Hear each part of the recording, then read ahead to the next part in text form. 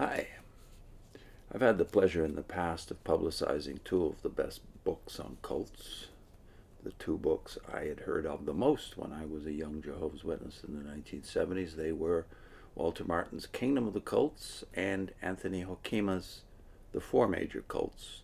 They had been made available in the 60s. They were not the first great book on cults. Here's the one that for a generation before Hoekema and Martin came along was the main go-to book on the cults. John Karel von Baalen, The Chaos of Cults, first published in 1938. This is the fourth revised edition, 27th printing, 1973, so you can see how useful this work was for generations. It was published by Eerdmans, by the way, so you can probably pick up a copy. In some ways, this book is wiser than even the other two, because, of course, Hoekema majors on the four cults that are the biggest and the most influential. Martin is more widespread and has been updated many times. But von Baalen has insights that go back to his generation, the generation between the two world wars. And he has a lot of groups included in his summary that are not in the other two books. And I just wanted to tell you a little bit about the book and its influence and the man himself. Thousands of teachers and students in leading seminaries, Bible institutes, and colleges have found that The Chaos of Cults is one of the very best books on the major cults in America. The general reader, too, has come to recognize the Reverend von Baalen's book for what it is, an authoritative, readable, comprehensive study of the most significant cults that challenge Orthodox evangelical Christianity. In the defense and propagation of the faith, once for all delivered, Orthodox Christians of every camp turn to the information and insight contained in The Chaos of Cults. The discussion of each cult includes biographical sketches of its leaders, the facts concerning its beginning, the principal teachings of the cult on crucial biblical doctrines, several quotations from the writings of the cultists, and a biblical refutation of errors. The questions at the end of each chapter help the reader to think about what he has read. Von Baalen, by the way, was Dutch Reformed, as you can probably tell by his name, as was Anthony Hoekema. In the book, by the way, its subhead is a study in present-day isms, and I think that's a very useful way to think about the cults and cultism in general.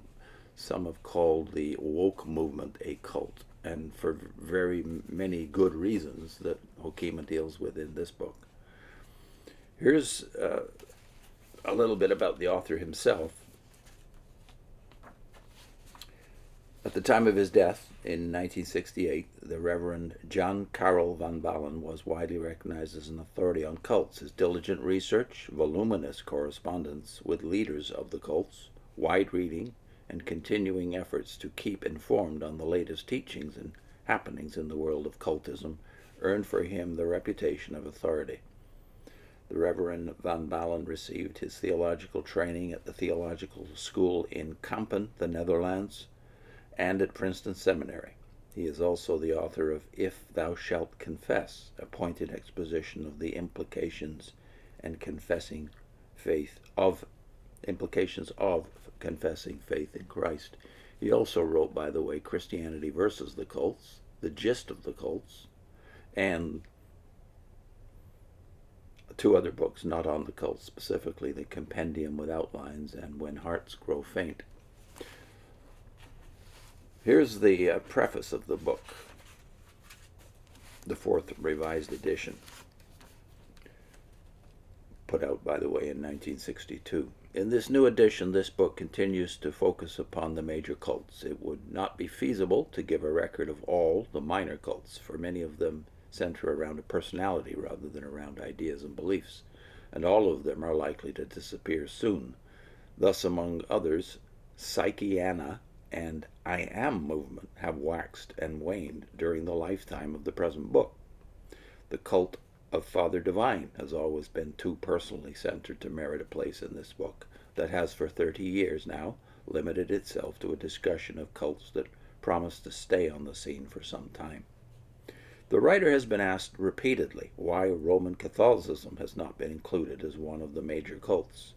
The answer is that the Roman Catholic Church is a stone with many facets. It is a corrupt and exceedingly dangerous political machine, and it is a religious body full of doctrinal error and superstition. But it is also a church that stands upon the solid foundation of the Apostles' Creed.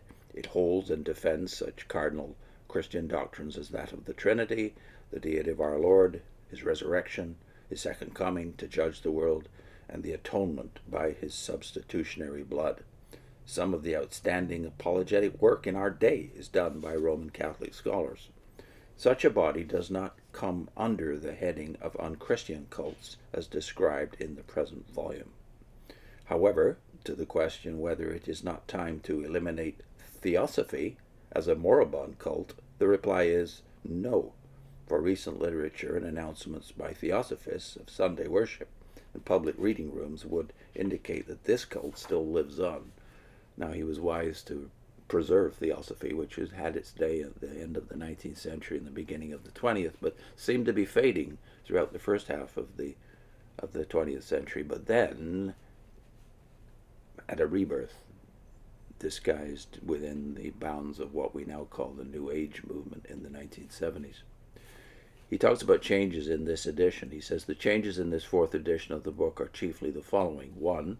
A simplified and more up-to-date chapter has been substituted on the Jehovah's Witnesses.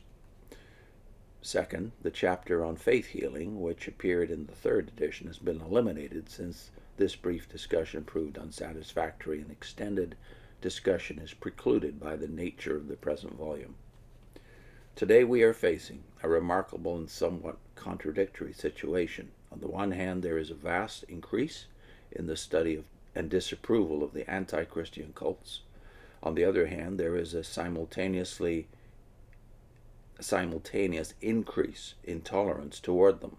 For example, Mormonism, Christian Science, Unity, and similar non-Christian cults are allowed to list their services and hours of worship on the same bulletin boards at the entrance of cities and towns, and in hotel lobbies, with evangelical churches whose every tenet these cults not merely deny but combat. The writer believes that it would be well to stop this practice.